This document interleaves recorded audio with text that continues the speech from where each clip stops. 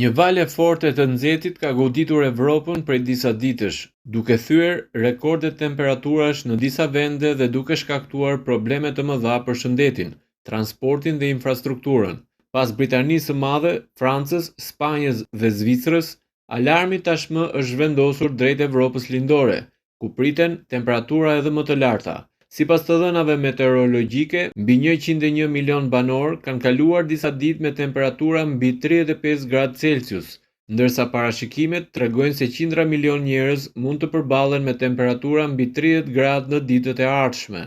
Pasojat më të rënda janë regjistruar në sistemet shëndetësore.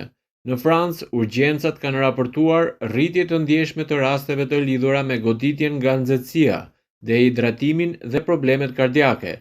Edhe Britania e Madhe ka përjetuar një ngarkesë të pazakontë në shërbimet e emergjencës, ndërsa temperaturat në disa zona kanë arritur nivele rekord.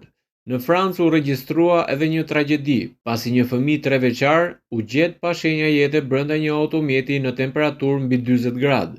Në Spanjë, autoritetet vlerësojnë se më shumë se 327 vdekje mund të lidhen me temperaturat ekstreme, ndërsa në Itali u raportuan viktima mes punëtorëve që ishin ekspozuar ndaj vapës gjatë punës. Situata pritet të përkeqësohet në Gjermani dhe vendet e tjera të lindjes së Europës, ku temperaturat mund të arrijnë deri në 40 gradë Celsius. Shkencëtarët thonë se kjo valë nxehtësie lidhet drejt për drejt me ndryshimet klimatike.